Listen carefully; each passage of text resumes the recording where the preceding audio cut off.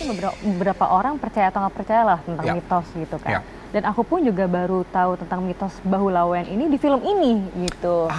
Menariknya ini diceritain karena our director lah, Mas Fajar Nugros, memang sudah mendapatkan atau mendengarkan kejadian secara langsung di kehidupan nyatanya tentang mitos Bahu Lawean. Tapi kalian tuh berdua tipe orang yang penakut atau enggak? Mungkin kalau ngelihat takut kali ya, tapi berusaha untuk acuh gitu. Acuh, Ya, karena kalau dipikirin aku tuh biasanya nggak bisa tidur sih jatuhnya. Iya, kayaknya aku sama deh. Aku orangnya lumayan logis sebenarnya gitu. Kalau tiba-tiba ngerasa digangguin, contohnya tiba-tiba ada barang jatuh atau suara jatuh, aku selalu mikirnya secara logika dulu. Mungkin itu tikus lewat atau barang jatuh gitu. Malah kadang-kadang suka aku telusuri gitu kan kalau aku mendapati anaknya kepo banget. Anaknya kepo kayak di film-film. Kayak di film-film, Karena saking logisnya gitu biar mencari tahu ini kayaknya alasan logis kan. Jadi aku harus cari tahu dulu gitu. Kalau ternyata tiba-tiba ada yang jatuh, ya udah bener ada yang jatuh. Kalau nggak ada, ya udah nggak usah dicari, kita tidur lagi. Dicari nih kira-kira Laksmi dan Lawean ini tuh kesamaannya apa dulu?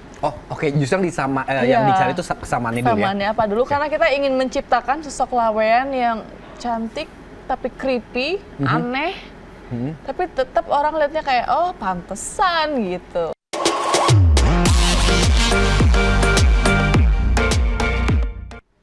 Citizen, welcome back with me Andika di iTalk. Dan kalau kita membicarakan soal film gitu ya, apalagi film Indonesia itu kan memang banyak sekali yang menyukai film horor gitu. Kenapa? Karena mungkin itu juga sangat dekat sekali dengan imajinasi masyarakat gitu. Apalagi Indonesia juga punya cerita rakyat, punya mitos gitu yang akhirnya mereka tuh suka banget sama film horor itu sendiri. Dan kita akan kedatangan pemain yang baru saja memainkan film horor yang akan tayang sebentar lagi. Jujur ini berapa kali juga aku main film horor, tapi aku kalau misalnya ngelihat bagaimana cuplikan dari film atau nonton film horor, tetap takut say. Serem banget. Oke, dan sekarang kita sudah melihat bagaimana menariknya dari film Perempuan Pembawa Sial. Dan ini kita sudah bersama cast dari film Perempuan Pembawa Sial. Ada Clara Bernadette. Halo, apa kabar? Baik, apa kabar? Baik dong. Nah kalau yang ini, karena aku ngikutin kamu banget soalnya.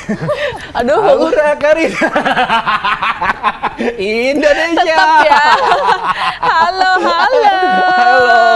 Karena aku juga salah satu pageant lovers juga ya. Terima kasih ya. Aku ingat kok itu. Oke, nah ini seru banget ya. Sebelum kita mengetahui gitu tentang kehidupan, bagaimana perjuangannya mereka dalam karir juga, kehidupannya juga gitu, bahkan bagaimana mereka sangat struggle sekali untuk memerankan karakter di sini. Karena ini film juga lumayan action banget, horor, dan pasti nggak gampang untuk memainkan karakter ini ya. Oke, gimana kalau kita mengenal dari ceritanya sendiri? Dari nama judulnya aja udah kayak apa itu Perempuan Pembawa Sial? Boleh diceritain mungkin? Coba Mbak Putih.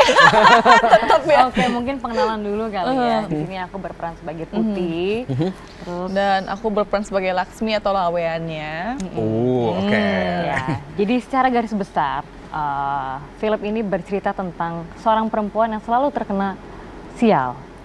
Itu karena dia terkena kutukan Bahu Lawean. Bahu Lawean. Nah, Bahu Lawean itu sebenarnya adalah mitos tradisional Jawa kita. Betul. Dan biasanya nih orang perempuan yang kena kutukan Bahu Lawean ini pasti suaminya akan meninggal secara tragis lah. Setiap suaminya. Berarti kalau setiap suaminya tuh setiap dia menikah, suaminya akan terus meninggal secara tragis gitu. Oh gitu. Oke, dan ini jadi memang ada mitos yang memang sangat viral sekali pada masanya ya. Betul. Jadi ini memang mitos kuno lah gitu yang dibawa ke horor modern ini untuk diceritakan ke penonton. Oke, nah ini dari Perempuan Pembawa Sial ini ya, pastinya ini kan pasti banyak sekali adegan-adegan jump scare-nya juga gitu. Nah, kan ini apalagi membawa yang namanya sisi tradisionalnya juga. Betul. Gitu ya, Nusantaranya gitu. Apa sih yang menarik dari film ini? Jadi kalau menurut aku sendiri ya, selain memang kita ngebawa mitos yang memang dekat banget sama budaya kita ya, dari kecil aja kan kamu pasti sering banget ngedenger atau diajarin sama orang tua tentang mitos-mitos gitu kan Kak, Iya, betul. Gitu. Jadi kayak ini suatu yang sangat menarik banget sih buat aku dan mungkin beberapa orang percaya atau nggak percaya lah tentang mitos gitu kan. Dan aku pun juga baru tahu tentang mitos Bahu Lawean ini di film ini gitu. Menariknya ini diceritain karena our director lah, Mas Fajar Nugros, memang sudah mendapatkan atau mendengarkan kejadian secara langsung di kehidupan nyatanya tentang mitos Bahu Lawean. Makanya dia tertarik untuk mengembangkan sebuah ide cerita ini menjadi filmnya dia. Gitu. Oke. Nah ini untuk masuk ke proses syuting kan pasti ada juga proses reading sebelumnya gitu ya. Nah ini syutingnya berapa lama dan emang di suatu tempat yang memang asli jadi tempat itu atau di mana? Jadi kalau syutingnya itu kita di Jogja. Di Jogja waktu itu. Kurang dari sebulan sih. Sebenarnya standar film kita ya kurang lebih 20 harian sama breaknya jadi 30 harian gitu. Oke, dan kalau film horor kan dengar-dengar syutingnya malam terus ya? Kebetulan main ke pagi ya kayaknya ya. Iya, kita dari malam sekali hingga pagi gitu. Oke, wah itu berarti memang harus ada kekuatan fisiknya juga yang harus dipertahankan ya. Dan 20 mental hari itu. ya. Mental sih. Iya sih itu. Dan mata harus terjaga. Mata harus terjaga, hati harus terjaga, pikiran juga harus terjaga. Iya. Karena balik lagi syuting film horor itu mungkin memang ceritanya serem, tapi dalam kehidupan aslinya pun kan kita juga harus dalam keadaan yang penuh kan. Betul. Penuh Kesadaran penuh gitu. Nah gimana? Tapi kalian tuh berdua tipe orang yang penakut atau enggak? Mungkin kalau ngelihat takut kali ya, tapi berusaha untuk acuh gitu. Acuh, oke. Karena kalau dipikirin aku tuh biasanya nggak bisa tidur sih jatuhnya. Iya, kayaknya aku sama deh. Aku orangnya lumayan logis sebenarnya gitu. Kalau tiba-tiba ngerasa digangguin, contohnya tiba-tiba ada barang jatuh atau suara jatuh, aku selalu mikirnya secara logika dulu. Mungkin itu tikus lewat atau barang jatuh gitu. Oke.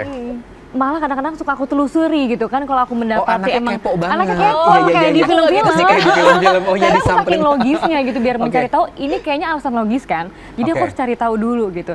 Kalau ternyata tiba-tiba ada yang jatuh, ya udah beneran ada yang jatuh. Kalau nggak ada, ya udah nggak usah dicari, kita tidur lagi. Betul, tapi percaya nggak sih terkadang apa yang ada di dunia ini tuh tidak bisa dijelaskan tapi bisa dirasakan. Betul, aku percaya sih. Percaya sih. Percaya ya. Oke. Nah, kita akan memulai untuk karakternya. Tadi berkarakter sebagai Putih. Nah, Putih ini gimana? Putih ini memang mungkin kalau beberapa orang udah nonton trailer atau teasernya si perempuan pembawa sial ini, aku tuh di-spill-nya tipis-tipis banget, dikit banget gitu. Memang aku sosok yang misterius dan memang dibiarkan misterius gitu, nggak boleh terlalu di-spill. Karena aku lumayan memegang peranan penting dalam keseluruhan sudah menyeramkan. Cerita di sini. Serem juga ya. Terus udah kebawa nih serem ini. Biar makin horor ya, kita ngomongin film horor gitu. Jadi, tapi basicnya karakter Putih ini memang karakter yang baik. Oh baik ya justru baik, ya? Tapi misterius aja. Tapi, Misteriusnya kenapa ya ntar akan diceritakan di film. Tapi sebenarnya kalau untuk memainkan karakter misterius itu kan pasti ada tantangannya tersendiri gitu. Karena kan Betul. bagaimanapun mereka tidak terlalu harus banyak berekspresi, tetapi gimana caranya penonton bisa baca dari bola matanya, betul? Itu tantangannya sih Kak. Karena gimana dengan screen time aku mungkin yang nggak begitu banyak di-spill di film ini, tapi aku bisa mendeliver pesan yang mau aku sampaikan gitu ya. Menghook penonton untuk terus mengikuti karakter aku, tapi juga mendapatkan empati. Kenapa karakter ini seperti ini gitu. Itu memang beratnya dengan screen time yang dikit gitu ya. Berarti harus bergali banget harus si Putih ini ya? gali dan setiap aku tampil di sebuah adegan ya harus impact gitu. Ada ketakutan nggak sih gimana kalau seandainya penonton nggak nyampe apa yang gue peranin?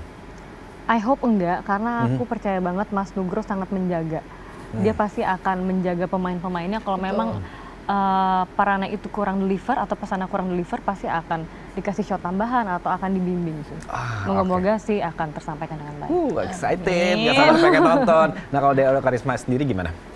Aku di sini berperan sebagai Laksmi dan juga Lawean.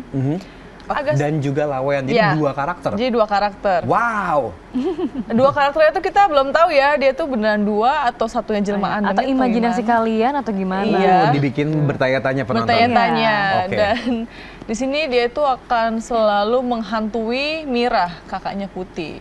Dan pasangan-pasangannya. Dan pasangan-pasangannya Putih. Dan suami-suaminya Putih. Jadi suaminya Putih. Suaminya Mira. Suaminya Mira? Iya.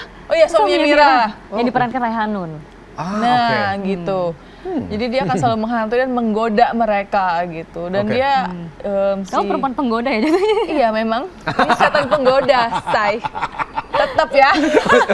Tapi mendalami karakternya, apalagi ada double karakter yang dimainkan. Gimana? Wah, lumayan sih. Tapi untungnya kita kan dibantu sama acting coach juga Mas Rosa. Jadi dicari nih kira-kira Laksmi dan Lawean ini tuh kesamaannya apa dulu. Justru yang dicari itu kesamaannya dulu ya? Kesamaannya apa dulu, karena kita ingin menciptakan sosok Lawean yang cantik tapi creepy, aneh. Tapi tetap orang lihatnya kayak oh pantesan gitu. Dan dia itu adalah sosok penumpang delman yang udah punya langganan gitu. Jadi pokoknya kalau ada celing-celing suara delman tuh hati-hati aja. Kedatangannya dia biasa. Oh gitu. Nah itu berarti bajunya, make upnya itu pakai baju adat gitu? Iya, di trailer kita udah bisa lihat sih dia tuh udah pakai kayak sanggul adat Jawa, tapi rambutnya panjang. Jadi udah horor lah ya gitu. Tetap ada nuansa budayanya kan ini kan mitos Jawa ya, jadi kita menjaga di situnya juga gitu. Nah untuk dari Aurenya sendiri gitu ya, memainkan peran yang memang harus kostuman banget lah gitu. Itu gimana tuh? Apalagi syuting tadi dari pagi sampai malam, terus selama berhari-hari juga, itu kan pasti nggak berat ya? Atau mungkin mengingatkan pada masa-masa beauty pageant juga, itu kan harus make up setiap hari gitu. Sudah terlatih ya? Sudah terlatih. Iya kan, beauty is pain ya. Beauty is pain, butuh pengorbanan kan. Berarti horror is pain juga ya? Betul. Betul, karena fisik juga harus bener-bener di press banget sih Kak. Karena kan si Laweyan ini memang lebih fokus ke gerakannya seperti apa, terus cara jalan dia, itu benar-benar yang dibentuk karakternya gitu, biar orang tuh lihatnya kayak ih apaan sih lu, tapi kayak kenapa ya kok bisa gitu ya gitu. Itu mainin ekspresi atau mainin suara? Karena kan orang tuh kadang-kadang ada suara yang kayak ih gitu enggak? Ekspresi, suara, gerakan tangan, gerakan jari, semuanya benar-benar harus dialirkan, dideliver gitu. Wow. Itu menantang ya? Menantang. Perdana kan? Perdana pula. Ini perdana film? Ini syuting film perdana, tapi memang tayang yang kedua gitu. Kalau kamu, kalau udah banyak banget filmnya pasti ya. Kalau horor gimana? Horor beberapa kali juga sih. Udah spesialis horor kayaknya nih ya? Nggak spesialis kok nggak. Nggak ya? Nah tapi apa sih message yang bisa disampaikan dari film ini ketika akhirnya kita nonton? Kalau aku, menurut aku dari judulnya sendiri kan udah perempuan pembawa sial gitu. Itu kan kayak sebagai sebuah stigma ya. Itu stigma atau label negatif yang diberikan ke perempuan ini. Karena perempuan ini mengalami kesialan yang terus-menerus yang mengakibatkan suaminya jadi meninggal terus juga secara tragis gitu. Jadi kalau menurut aku pesannya adalah bahayanya label negatif atau stigma ke seseorang.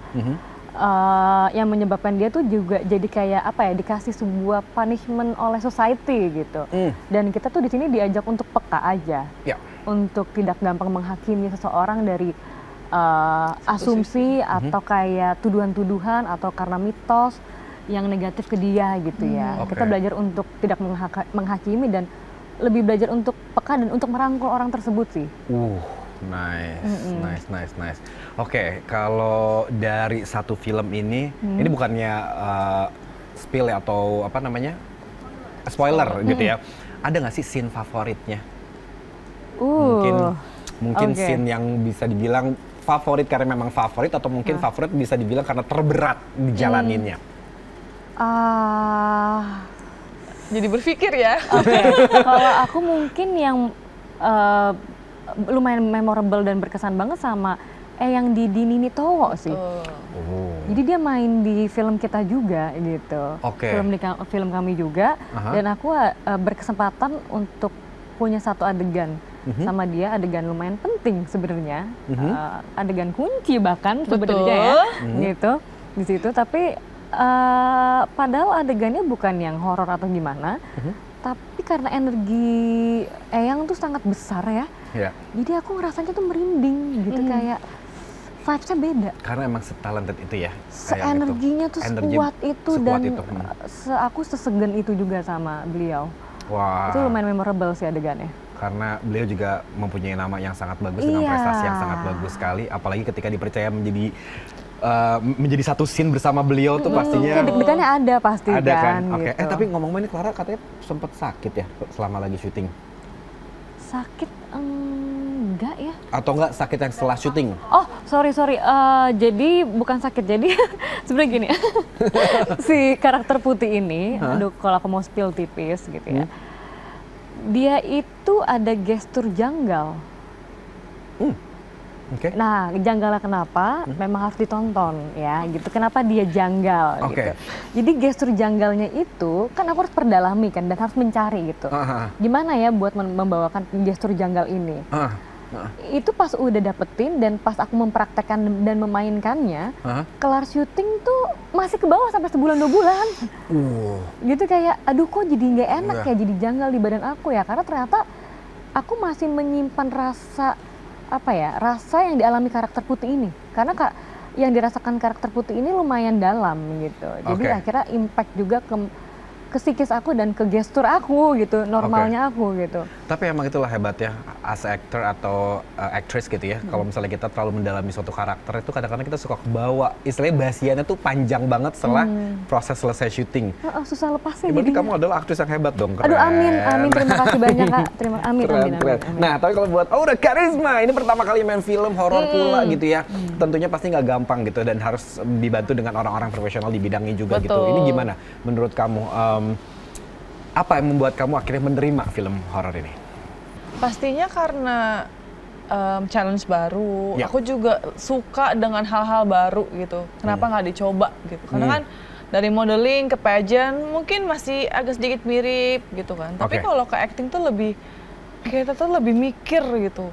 Maksudnya kita harus menciptakan sosok manusia baru yang bahkan kita nggak pernah lewatin jalan hidupnya seperti apa, tapi kita harus memerankan itu gitu. Dan itu bikin aku akhirnya menerima project ini karena aku bukan hanya jadi manusia, tapi jadi sosok juga.